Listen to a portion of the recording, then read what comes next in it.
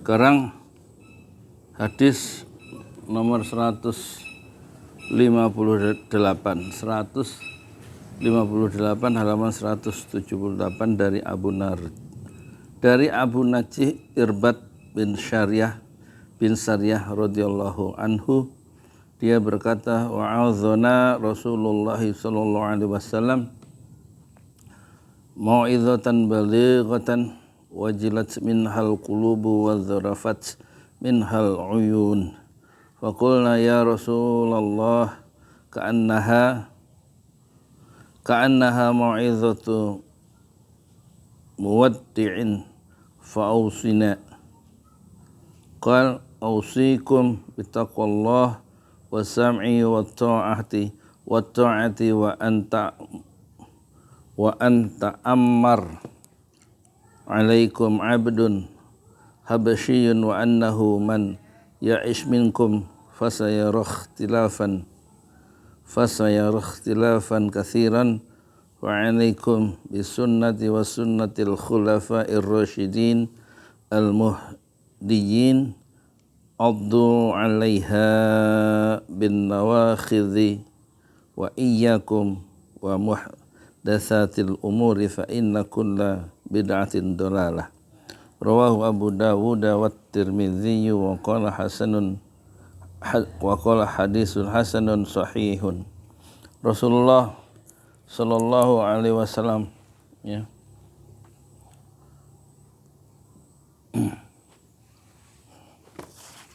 Rasulullah sallallahu alaihi wasallam pernah memberikan kepada kami nasihat yang mengesankan sehingga hati kami bergetar dan mata kami mengucurkan air mata, lalu kami berkata, ya Rasulullah, seolah-olah itu adalah nasihat seorang yang hendak bermohon diri. Oleh sebab itu berilah wasiat kepada kami.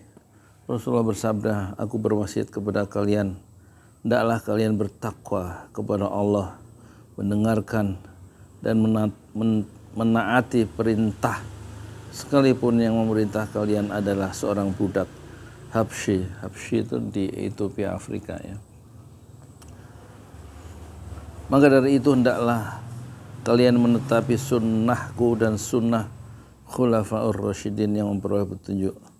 Gigitlah sunnah itu dengan gigi taringmu. Janganlah sekali-kali kalian melakukan perkara-perkara yang diada-adakan, karena sesungguhnya setiap perkara bid'ah adalah sesat. Hadis Abu Dawud dan At-Tirmidzi. Menurut At-Tirmidzi hadis itu hasan sahih. Hadis ini diriwayatkan oleh Abu Dawud dalam kitab sunnah bab menetapi sunnah, dan At-Tirmidzi dalam kitab ilmu bab riwayat tentang mengikuti sunnah dan menjauhi bid'ah. Penjelasan kata dalam hadis 158, mau'izatan, nasihat, mau'izatan, mau'izatun artinya mau'izatun itu nasihat. Maksudnya memberikan nasihat dengan cara mengingatkan tentang akibat-akibat yang akan diperoleh ketika mengerjakan kebaikan atau keburukan. Balighatan atau balighotun yang sangat mengena. Maksudnya meninggalkan kesan yang sangat mendalam di dalam hati. Wajilat bergetar, maksudnya adalah takut. Wajilat hati yang bergetar. Kemudian zarafat mengucurkan. Mau'izatu muwaddi'in. Mau'izatu muwaddi'in artinya nasihat perpisahan. Hal ini dipahami karena ketakutan mereka terhadap ancaman, terhadap peringatan yang disampaikan, tidak seperti biasanya. Kemudian bid'ah menurut bahasa berarti sesuatu yang baru dan tidak ada contohnya, sedangkan menurut istilah syara' bid'ah adalah sesuatu yang baru yang menyalahi perintah syariat. Kemudian dolalatun sesat, maksudnya jauh dari kebenaran karena kebenaran itu datang dari syariat. Barang siapa yang tidak kembali kepada syariat, maka ia tersesat.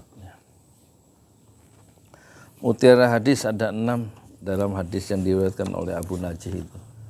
Pertama, kewajiban untuk selalu bertakwa kepada Allah Subhanahu wa taala, yaitu melaksanakan segala perintahnya dan menjauhi segala yang dilarangnya. 2. Kewajiban untuk mematuhi para pemimpin selama mereka menyuruh taat kepada Allah tanpa melihat faktor lahiriah mereka. Adapun Rasulullah Sallallahu Alaihi Wasallam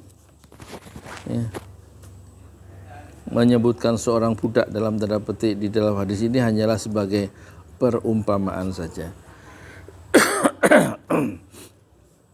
Hal ini menggambarkan tingkat kewajiban yang ada dalam melaksanakan nasihat itu, karena kepemimpinan seorang budak tidak sah.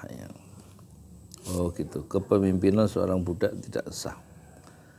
3. Berita Rasulullah Sallallahu Alaihi Wasallam tentang perkara gaib dan hal itu termasuk mukjizat Rasulullah Sallallahu Alaihi Wasallam.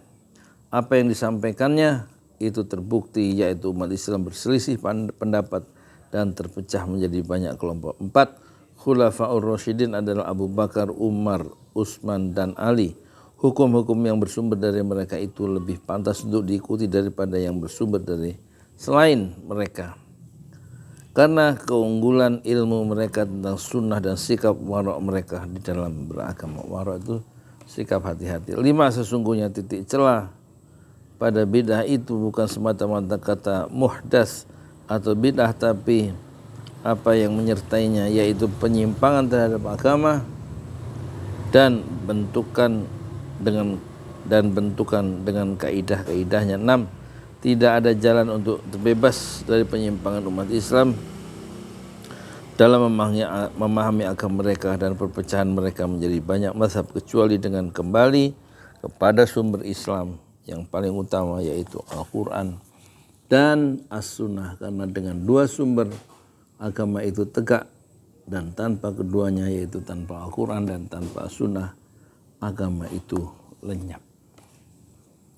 Itu hadis ke 158, sekarang 100 ke 59.